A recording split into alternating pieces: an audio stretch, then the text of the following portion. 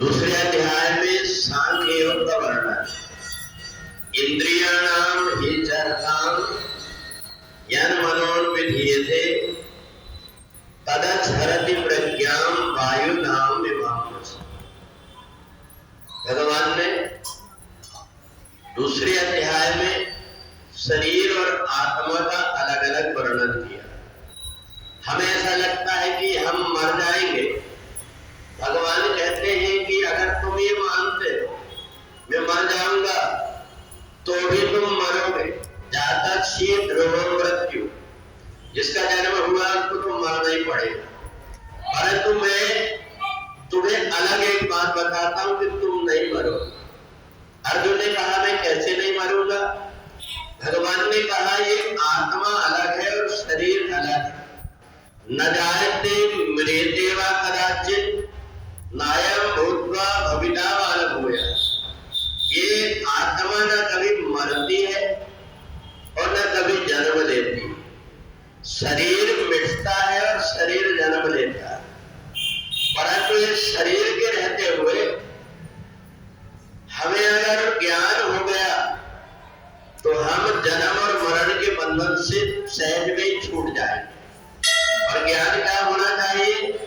तो भगवान ने अर्जुन से कहा इन विषयों में रहने वाला मन इंद्रियों के पीछे पीछे भागते रहता है और यही मन बुद्धि को भी खींच करके और विषयों में ऐसे लगा देता है जैसे आने वाली कहीं की वायु अपने साथ में सुगंध लेकर के आती बगीचा से और नाली से दुर्गंध लेकर के आती। ऐसा ही ये मन भी पहले शरीर की जितनी भी प्रकार की बुराइयां हैं इस शरीर में लेकर के आता है और इसलिए व्यक्ति नहीं चाहते हुए भी और वो ऐसे कर्म करने लगता जिससे बाद में उसको दुख होता।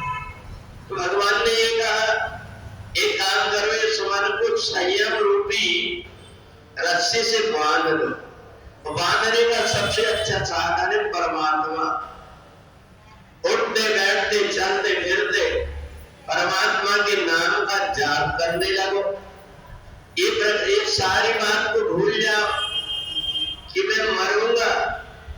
अगर मरने वाला भी मान रहे हो तो अमर कोई नहीं, सबको मरना पड़ेगा। मैं मरूंगा ये धारणा छोड़ करके मैं वो सहज परमात्मा का अंश हूँ, ईश्वर अंश जीव अविनाशी जो चेतन अमल सहज सुख राशि, मैं अपने स्वरूप में स्थित होकर के जीवन व्यतीत करूंगा। ऐसा मान करके अगर कर्म के बंधन से व्यक्ति अलग हट जाता है, वैसे भी कर्म व्यक्ति को बांधते नहीं। पाप पुण्य अच्छा बुरा सुख दुख ये शरीर की क्रियाएं, आत्मा की नहीं। आत्मा निर्लिप्त रहती है, साक्षी मात्र होकर के शरीर के अंदर जो आत्मा रहती है। तो जैसे सूर्य निकलने पर बहुत सारे पृथ्वी में कार्य होते पर सूर्य उससे निर्लिप्त रहता है, ऐसे ये आत्मा भी है। जितने भी शरीर के काम होते हैं ना तो ये जन्म और मरण के चक्कर में पड़ती है, ना पाप और पुण्य में पड़ती है। इसलिए ईश्वर की जो चरण पकड़ लेता है उसको फिर भटकना नहीं पड़ता इधर उधर।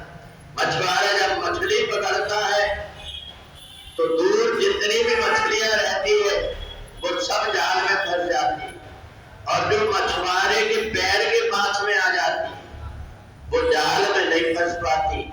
तो इसलिए जो व्यक्ति परमात्मा से जुड़ जाता है उसको जीवन में कहीं भटकने की जरूरत नहीं होती। बोलिए सच्चिदानंद भगवान की जय।